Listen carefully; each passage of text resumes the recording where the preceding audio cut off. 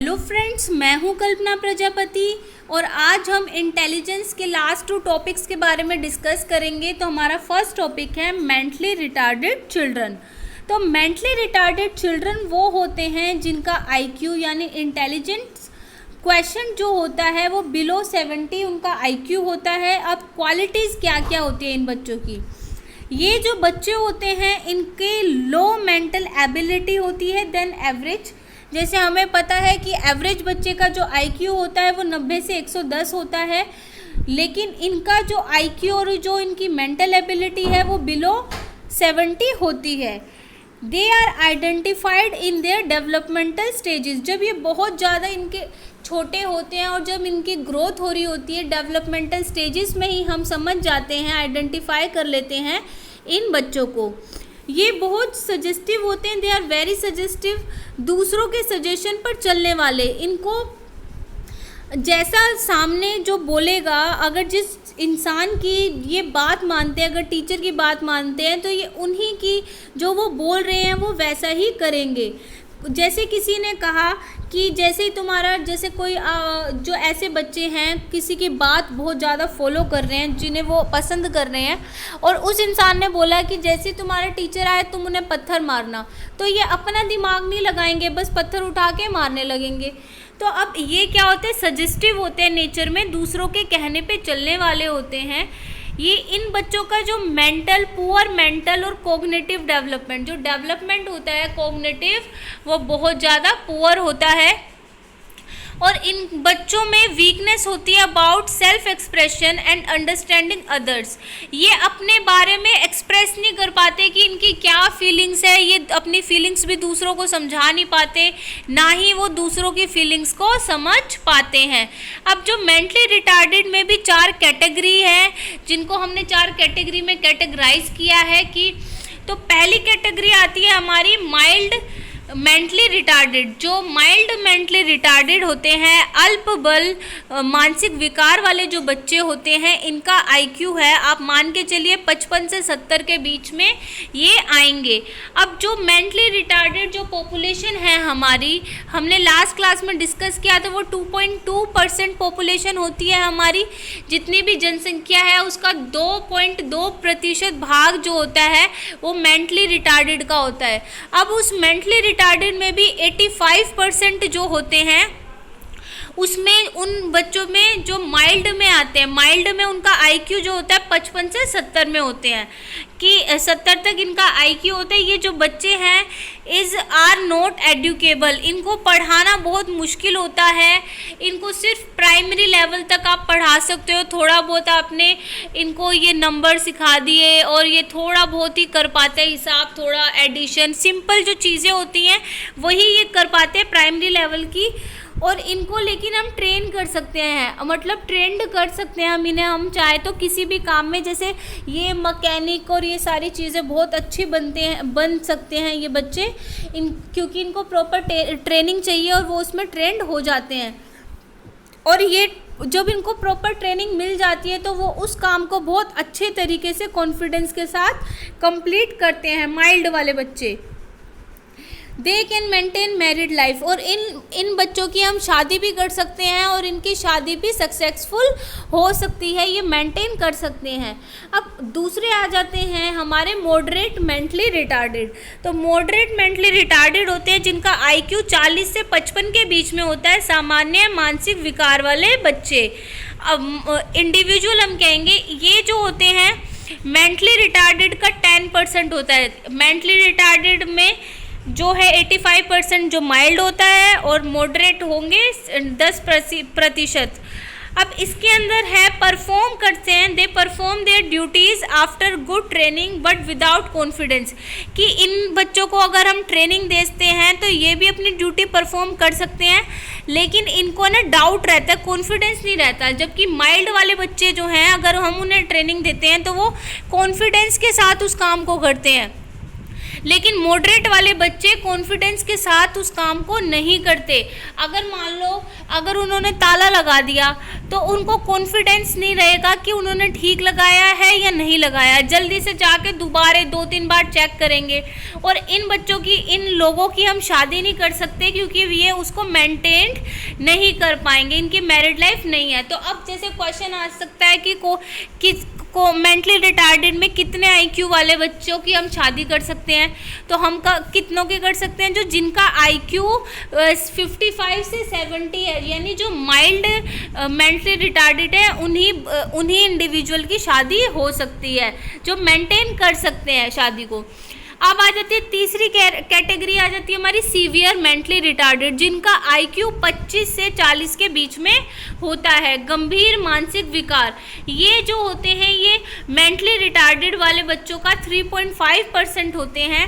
इनको दूसरों के केयर की, नर्सिंग केयर की ज़रूरत होती है। ये अपनी पूरी ज़िंदगी, जितनी ज़िंदगी ये जीते हैं, अप्रोक्स ये सिर्फ 15 साल तक ज़िंदा रहते हैं, और उस 15 साल तक भी ये अपने आप नहीं जीते, इनको किसी की ज़रूरत पड़ती है, ये अपना काम नहीं कर पाते। अब दे show little response against any stimulus, लेकिन अगर मान लो कि अगर कोई भी स्टिमुलस है तो उस पर थोड़ा बहुत रिस्पॉन्स कर सकते हैं ये। तो ये जैसे आप उनको मारोगे तो उन्हें थोड़ा सा फील होगा कि चोट लग गई, लेकिन वो ज़्यादा रिस्पॉन्स हर चीज़ पे नहीं करेंगे, और इनकी ज़िंदगी सिर्फ 15 साल तक रहती है, या 15 साल से पहले ही इनकी मृत्यु हो जाती है। अब हमारी चौथी कैटेगरी है प्रोफाउंड मेंटली रिटार्डेड, जिनका आईक्यू 25 से कम होता है।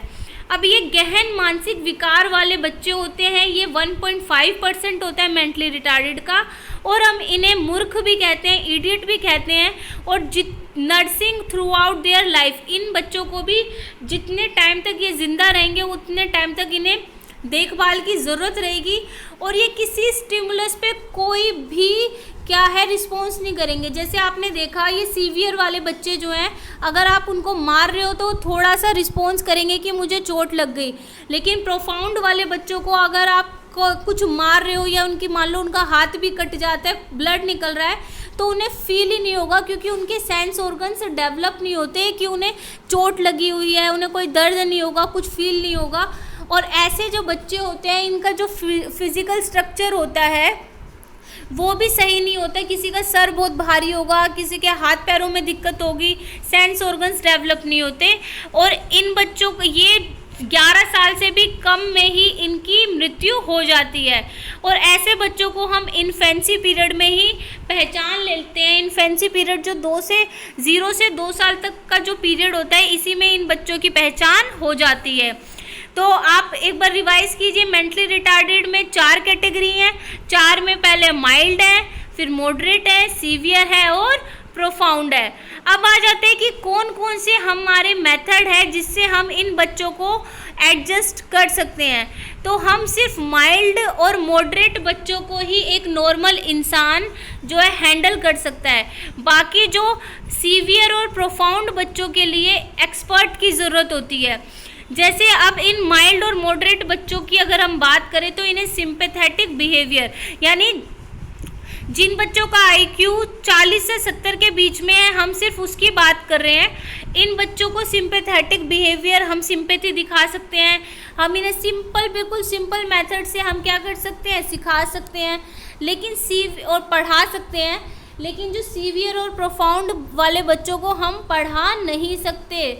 और ये जो माइल्ड और मॉडरेट वाले, इनको सोशल रिइंफोर्समेंट दे सकते हैं कुछ हम, जैसे कि जो ऋतिक रोशन कोई मिल गया वाला आपको याद हो, तो उसमें क्या है, वो बोर्नविटा के बारे में बोलता है कि बोर्नविटा पीने वाले बहुत होशियार होते हैं।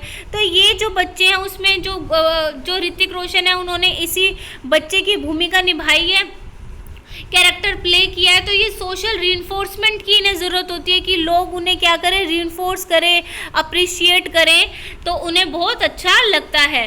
अगर training should be given by dividing topic into small parts, लेकिन आप इन बच्चों को बिल्कुल छोटे छोटे पार्ट्स में ट्रेनिंग देके आप समझाते हो, तो इसलिए हम बोलते हैं कि जैसे हमारे स्कूलों में हर टीचर की, एक तो हमारे स्पेशल एजुकेटर की बहुत कमी है इंडिया के स्कूलों में, और जो इसलिए जो नॉर्मल टीचर है वही इन बच्चों को भी डील करता है। तो एक नॉर्मल टीचर को भी इन बच्चों के बारे में ज्ञान होना चाहिए और इतनी समझ होनी चाहिए कि वो इन बच्चों को भी अपने क्लास में डील कर सके। अब अलग अलग टेस्ट बनाए गए हैं इंटेलिजेंस के, तो है कुछ टेस्ट बनाए इंडिविजुअल इंटेलिजेंस के लिए, जिससे हम एक इंसान की इंडिविजुअल की पता लगा सकें, और कुछ ग्रुप के लिए बनाए हैं जिससे हम एक ग्रुप का पता लगा सकें। जैसे इंडिविजुअल में आपने इंटरव्यू ले लिया, और ग्रुप इंटेलिजेंस टेस्ट जिसमें ग्रुप में पता चल जाए, जैसे आपका होगा, उसमें हम रिटन टेस्ट लेते हैं कि अभी एक एक बच्चे का तो इंटरव्यू लेंगे नहीं डीएसएसबी वाले, तो उन्होंने क्या क्राइटेरिया रख दिया कि इंटेलिजेंट वो होगा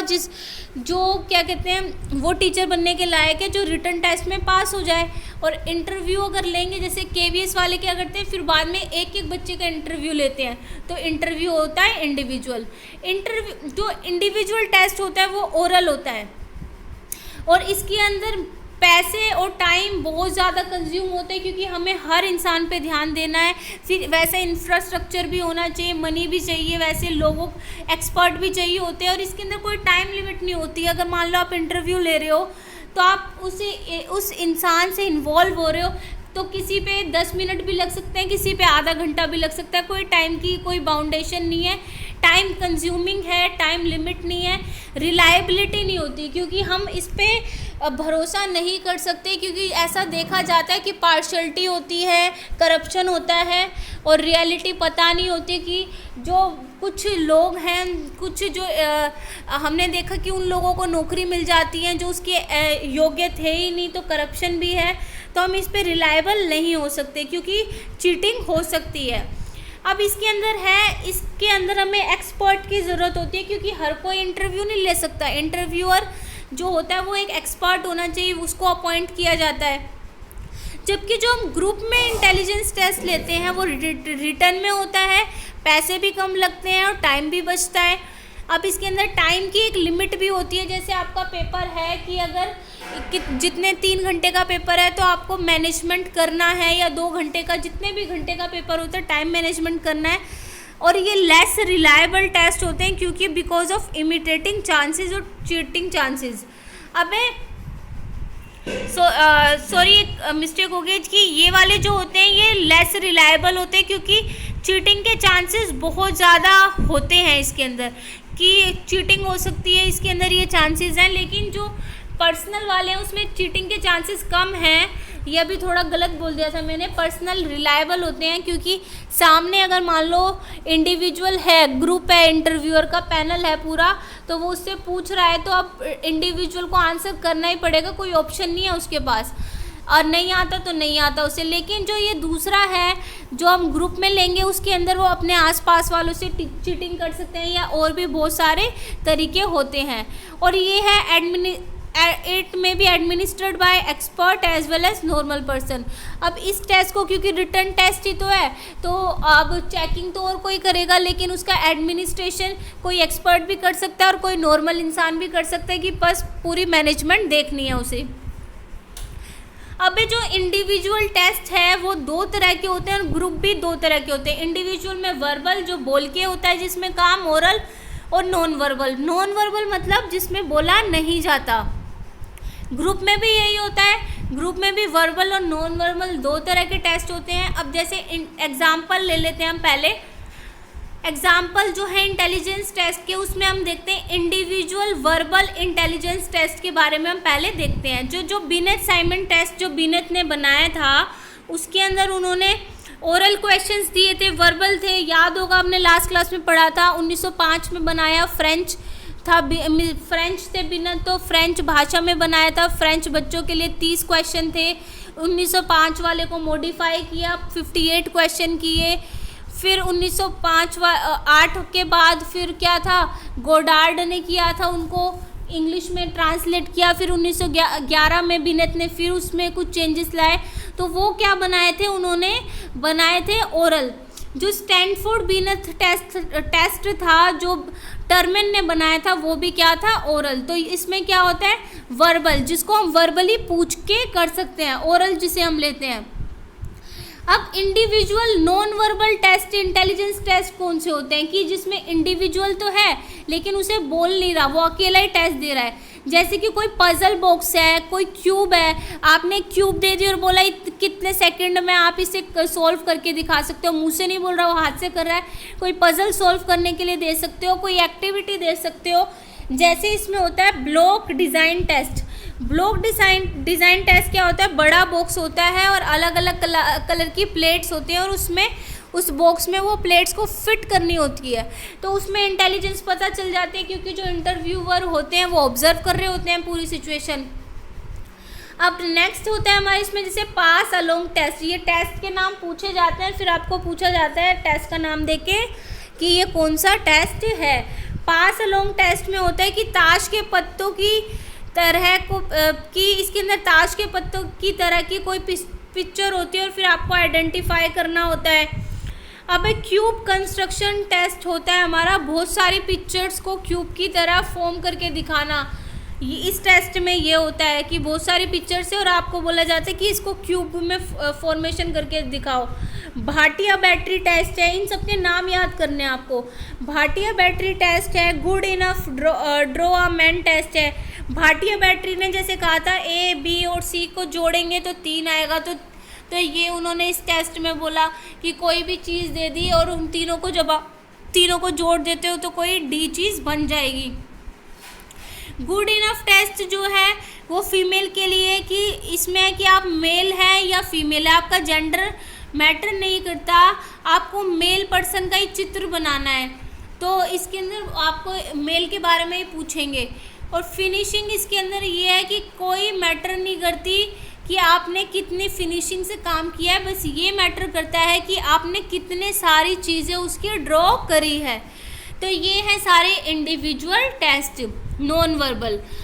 अब है जो डी वेसलर ने टेस्ट बनाया था, आपको याद होगा इंटेलिजेंस की जो सबसे सटीक जो है जो मीनिंग बताने का, डेफिनेशन देने का जो काम किया है वो डी वेसलर ने ही किया है। तो डी वेसलर ने ही कुछ टेस्ट बनाए हैं, एक तो इंडिविजुअल वर्बल और नॉन वर्बल भी उन्होंने कुछ बनाए हैं एक्सपेरिमेंट करके, ये भी आपको याद करने हैं। अब इन्होंने बनाया WAIS टेस्ट 1939 में, ये 16 से 64 साल के बच्चों के लिए था जिसे हम वेसलर अडल्ट इंटेलिजेंस स्केल कहते हैं। फिर उन्होंने बनाया WISC 1949 में 6 से 16 साल के बच्चों के लिए। फिर उन्होंने WPPSI बनाया 0 से 6 साल के बच्चों के लिए। तो ये नाम याद करने हैं आपको। अब आ जाता है हमारा ग्रुप वर्बल इंटेलिजेंस और फिर होगा हमारा ग्रुप नॉन वर्बल इंटेलिजेंस। तो ग्रुप वर्बल इंटेलिजेंस जो होता है, जितने भी इंडियन टेस्ट जो हैं बनाते हैं लोग, वो ज़्यादातर इसी कैटेगरी के आते हैं।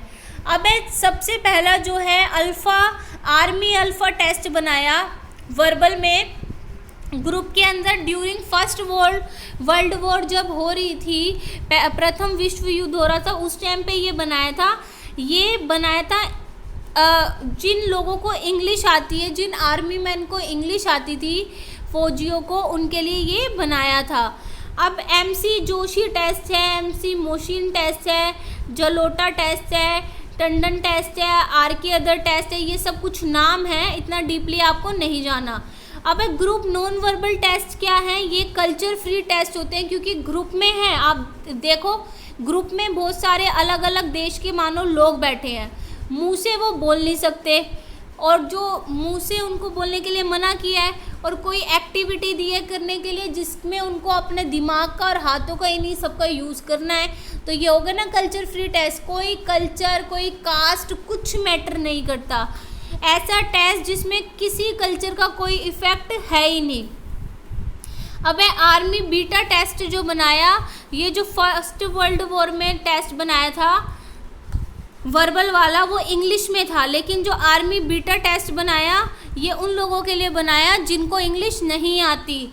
फिर बनाया राविन्स प्रोग्रेसिव मैट्रिक्स टेस्ट, जी ये भी कल्चर फ्री टेस्ट है, कहेंगे इसे हम काम या कपड़े पर, यही मतलब जो आपके रीजनिंग के क्वेश्चंस आते हैं ना कि इमेजेस को आइडेंटिफाई करो कि कौन सा इस इमेज का पार्ट है, तो ये वही, और जितनी जल्दी जो उस इमेज के पार्ट को बता देता है वो इंटेलिजेंट होता है ज़्यादा। तो यही उन्होंने बनाया था कि बॉक्स में बना दिया और दूसरे में बहुत सारे बॉक्स दे दिए, बताओ आइडेंटिफाई करो।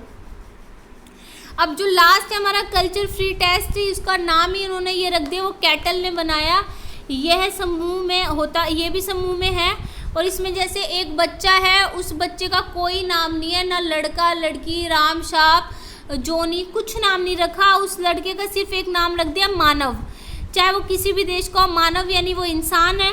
कोई भी काम करवाया जाता है तो यूँ बोला जाता है कि मानव ने किया, यानी इंसान ने किया है। तो एक ऐसा टेस्ट जिसमें संस्कृतियाँ की समान विशेषता जिसमें सम्मिलित होती हैं। तो ये हमारा अब एंड हो जाता है इंटेलिजेंस के टॉपिक का। आप अच्छे से इंटेलिजेंस के टॉपिक को पढ़ाने की मैंने कोशिश करी है, नोट्स प्रोवाइड करने की आपको। तो वीडियोस को आप अपने फ्रेंड्स के साथ शेयर कीजिए और चैनल को सब्सक्राइब करना ना भूलें। तो नेक्स्ट जो क्लास होगी हम उसमें पर्सनैलिटी के बारे में पढ़ेंगे, और जो ये हमारा इसके बाद हम जो है कुछ क्वेश्चंस प्रैक्टिस पेपर भी करेंगे। प्रैक्टिस पेपर के बाद जो हमारे इंस्टीट्यूट्स हैं, डाइट हैं, जो जेबीटी के सेंटर्स हैं गवर्नमेंट, उनके बारे में, और जो भी इम्पोर्टेंट चीज़ें, हम हर चीज़ के बारे में डिस्कशन करेंगे। आपको उनके नोट्स मिलते रहेंगे। तो वीडियो को आप शेयर कीजिए और चैनल को सब्सक्राइब करना ना भूलें। तो मिलते हैं नेक्स्ट वीडियो में। Till then good bye.